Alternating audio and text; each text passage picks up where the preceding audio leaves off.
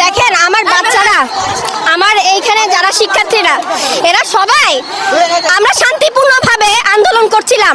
কেউ একজন এই যে পুলিশের যে জ্যাকেটগুলো আপনারা দেখেছেন আমি হস্তান্তর করেছি, ওগুলো আমার আন্দোলনের জায়গায় রেখে চলে গেছে, অথচ আমরা ছিলাম শান্তিপূর্ণ অবস্থায়। এখন উনারা এটা একটা, হ্যাঁ এই মাত্র কিছুক্ষণ আগে কেউ একজন এগুলো রেখে চলে গেছে, এবং আমার যেটা ধারণা ওরা এটা পুড়িয়ে দিয়ে বলতে চাইছিল আমার বাচ্চারা এগুলা পুড়িয়ে দিয়েছে। এবং যেমন মেট্রো রেলের জন্য উনারা কাঁদে না, এই পুলিশের ড্রেসের জন্য 2 দিন পর কাঁদতো, তারপর বলতো আমার বাচ্চারা এগুলো রাষ্ট্রীয় সম্পদ ধ্বংস করে। ঠিক আছে, আমরা রাষ্ট্রীয় সম্পদ ধ্বংস করার জন্য আসি নাই ভাই।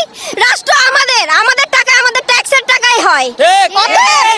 রাষ্ট্রীয় একটা জ্যাকেট হোক বা একটা সুই হোক, ওইটার যত্ন আমার বাচ্চারা এবং আমরা নিতে চাই।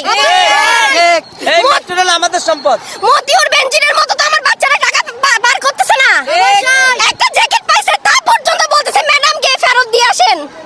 আমাকে সাক্ষী নিয়ে কেন দিতে আসছে জানেন? কারণ ওদের হাতে দেখলে আপনারা তো মনে করেন ওরা ছাত্রলীগ, ওরা অমুক দল, তমুক দল, শিবির, রাজাকার ইত্যাদি।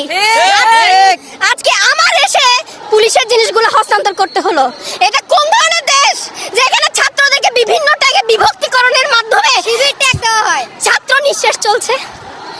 আমি এখন এই জ্যাকেটগুলা ওনাদের হাতে দিলাম। আমি দেখলাম আমাদের পুলিশ ভাইরা আমাদের প্রতি শ্রদ্ধাশীল, স্নেহশীলও বটে। ওনাদেরকে উস্কানি দিয়ে বারবার আমাদেরকে হত্যা করার জন্য উস্কানি দিয়েন না। ওনারা মানবিক আছে, আপনারা মানবিক হন। আমার